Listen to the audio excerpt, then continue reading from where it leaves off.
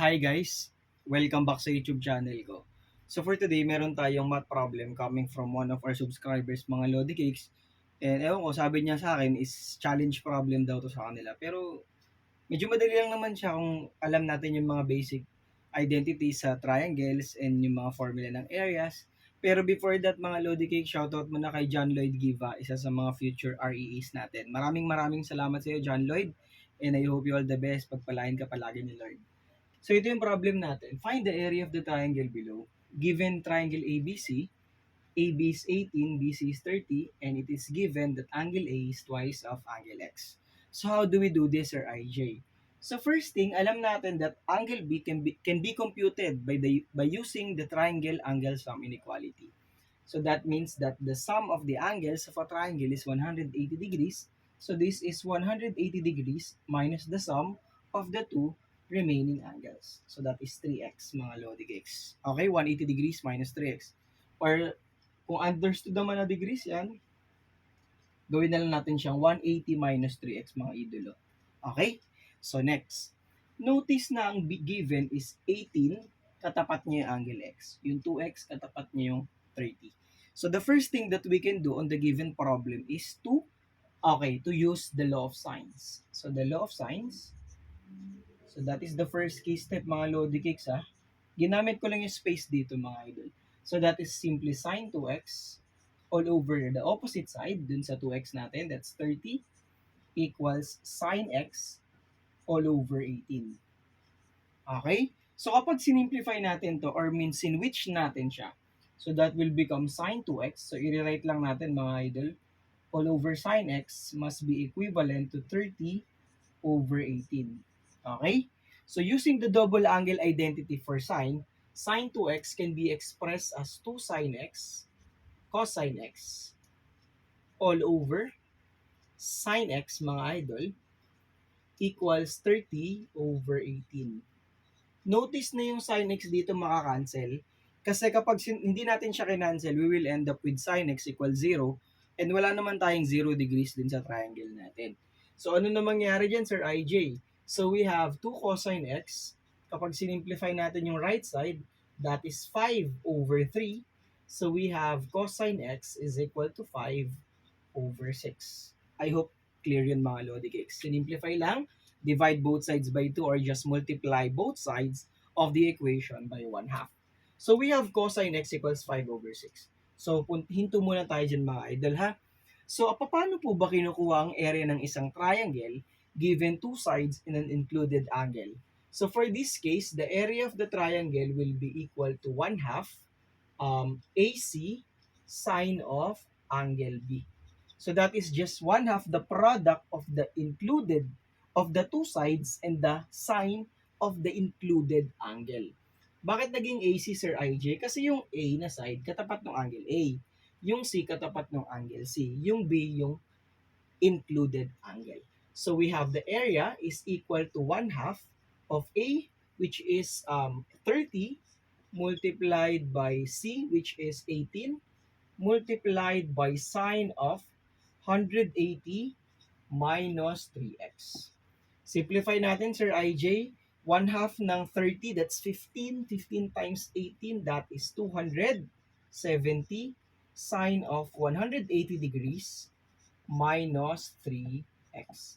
How do we simplify this one, Sir IJ? So we can use the difference identity for sine. So we have to recall that the sine of A minus B is equivalent to sin cos sin.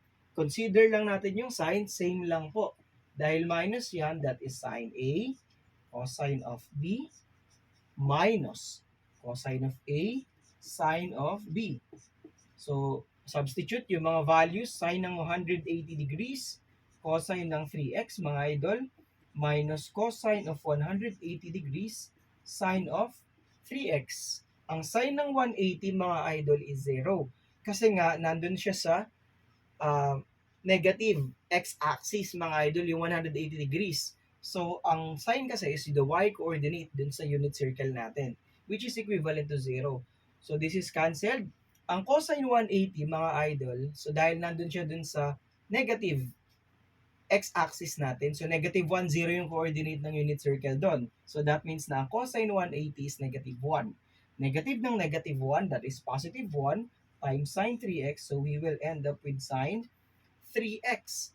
However, kapag ito, nire-write natin siya as sine of 3x. So, ang magiging area natin, mga Lodi cakes, will be 270 sine of 3x.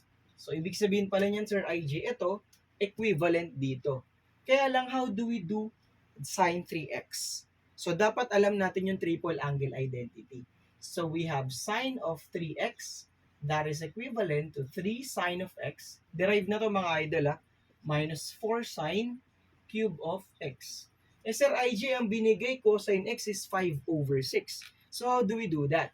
Okay, sige guys, saburahin ko lang po ito. I hope nakasunod po kayo sa ginagawa ni Sir IJ na solution. So, I will just erase the one below. So, ayan.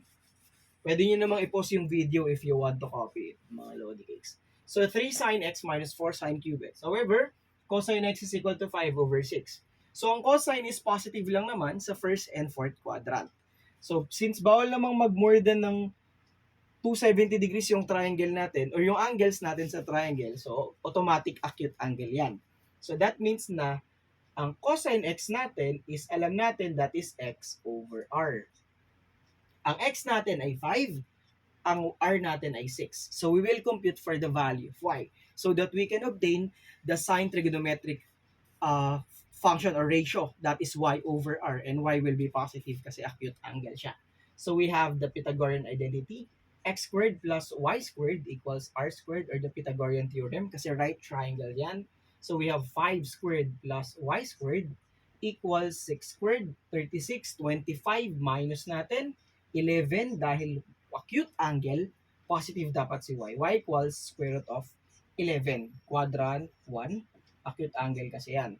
Paano natin kukunin si sin x or ij? So sin x will be equal to y over r, square root of 11 over r. E di meron na tayong substitute dito, Sir IJ.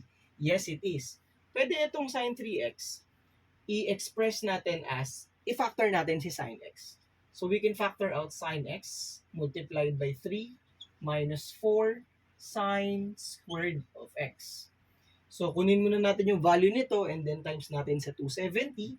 So that is sin x is square root of 11 over 6 multiplied by 3 minus 4. Ano square nito mga idol? Square root ng 11 pag ini-squared, that is 11.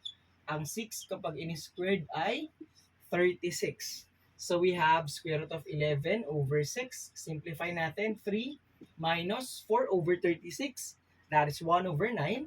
So this can be expressed as 11 over 9. So simplify natin. So square root of 11 over 6 multiplied by 3 times 9. 27 minus 11, that's 16 over 9. And this can be cancelled kasi may common pa na 2. So that is 8 square root of 11 over 27. Kaya lang, times pa natin siya sa 270, mga idol. So divide lang. So that's 10 times 8. Therefore, the correct answer is 80 square root of 11 square units. That will be the area of the given triangle.